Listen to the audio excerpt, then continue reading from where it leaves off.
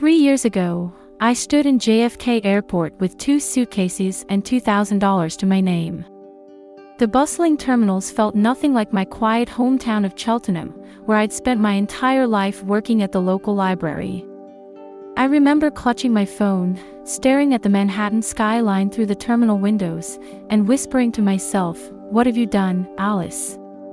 I was 28 when I made the leap. Back home, my master's degree in English literature gathered dust while I shelved books and lived paycheck to paycheck. My parents thought I was mad to leave a stable job. "You'll be back in a month," my dad said, trying to mask his worry with a laugh.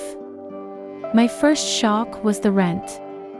The cheapest room I could find was in Queens, 45 minutes from Manhattan by subway, and it still cost $1,200 a month.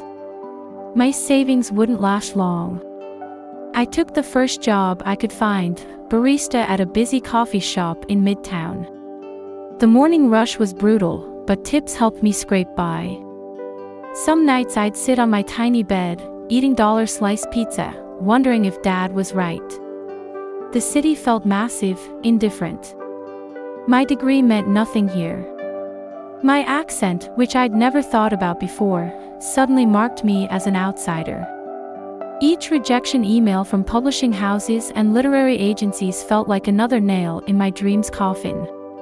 The turning point came during a 6 a.m. shift. A regular customer, a literary agent, noticed my British accent and asked about my story. Over the next few weeks, between lattes, she gave me invaluable advice. "New York runs on networking and side hustles," she said. "Your accent. That's not a weakness, it's your brand." She was right. I started freelance editing on weekends, targeting British authors trying to break into the US market. My perspective as someone straddling both cultures became my unique selling point.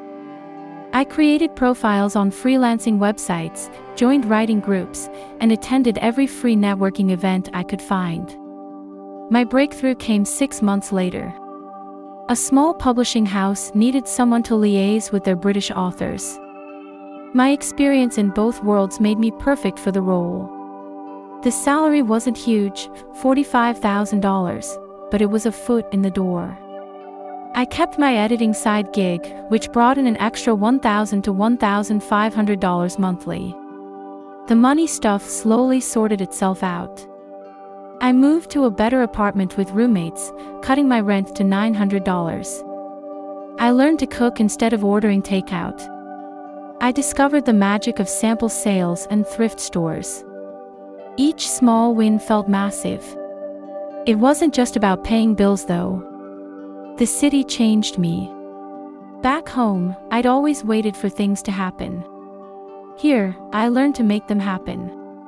When my first major author signing went through, I celebrated alone in Central Park with a coffee and bagel, watching the sunset over the reservoir.